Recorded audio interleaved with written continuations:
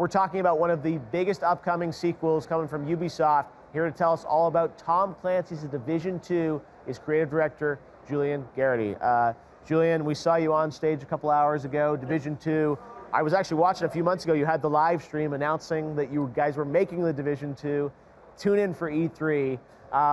And you guys have had a big week already on stage with Xbox, today here at the Ubisoft briefing. So, you know, the Division is a game that I think a lot of people, my brother included, plays it all the time. You guys have done an amazing job kind of continuing to give content to players. So tell me a bit about the ramp from the Division 1 to Division 2. Are you going to sort of sunset that game and bring everyone to the second one? Are they both going to coexist? What can we expect? We'll continue supporting the Division until people stop playing it. But dev-wise, you know, Red Storm worked really hard on the last update, 1.8.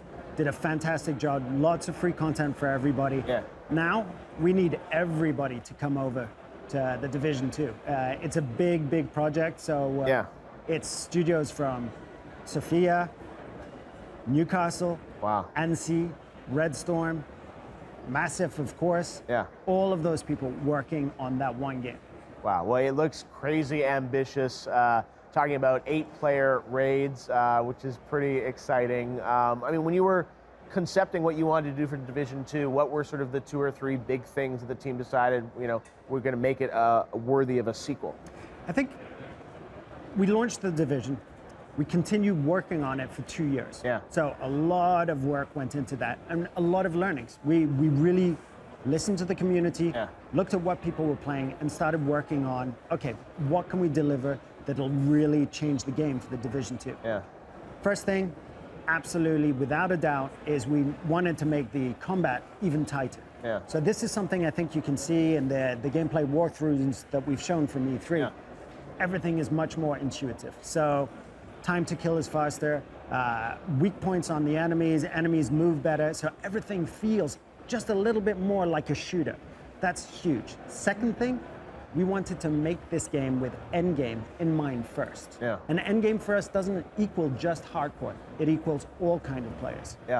But that one thing that is the hardcore challenge in endgame, those are the raids. And I'm going to say, it'd be a big challenge there, right? 8 players going in. It's massive. So tell us a bit about the setting. DC, like why did you decide this is the setting for the game? So I think DC was kind of natural after New York City for narrative reasons, but also because it's a much more diverse city than New York is. The Midtown Manhattan we recreated, iconic, absolutely beautiful, but it's a grid and it's a very tall building, it's kind of claustrophobic.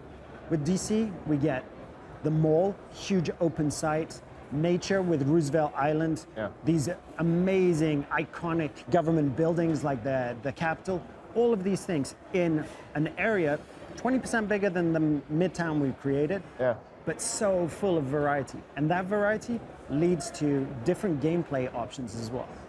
Now, you're a very creative guy. I've always respected your sort of vision for gameplay and pushing these genres in new directions.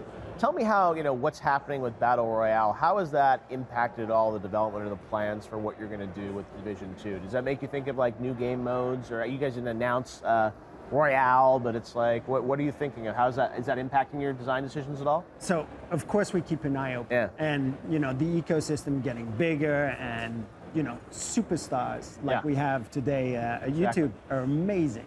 Just got a shout out, Ninja. Hey, superstars. Let's go. Superstars. So, I love that. For the Division, we launched the first game with the Dark Zone, and we launched post-launch with Survival. And Survival was a survival game. It was all about, you know, going into a world that had been completely transformed and then surviving, battling against enemies and other players, and then extracting in the middle of the map. So I'm not going to say Battle Royale, but Survival was our take on this sort of, it's almost Alien. The video game. It's one after the other, everybody's picked out, and it's that tension of being that's just all about the tension, right? And the drama. So, Survival, we haven't announced it on the Division 2, but it's such an iconic game mode that I wouldn't be surprised if it made an apparition in Washington, D.C. All right, well, stay tuned. Don't get in trouble, but it feels like that's the kind of thing where, you know, I love how you guys evolved the game and the different modes. And again, with Division 1, I mean, that was how many years ago, Division 1 ship? I was 2016, Right, years exactly. ago. So yeah, over 2 years ago, and you guys done an amazing job building on that. So we know game now is coming out early 2019, right? March 15th, 2019. Okay. So where are you guys at right now in terms of development on it? We're post-alpha. Okay. We presented our alpha build to Paris, Yeah. the editorial team that I love in Paris. Yeah. Everything's there. It's polish, tightening, all of the fine-tuning. Yeah. Then the beta test, and we should be all good. And what do we get to play over at E3? I got to come over and check it out for sure. So at E3, we've only got a tiny sliver of the game, but it's part of our new living world system with a control point. So this isn't a main mission. It isn't a side mission. It's just a slither of content. You need to take back a crashed Air Force One that's right there in front of the Capitol in the reflective pool.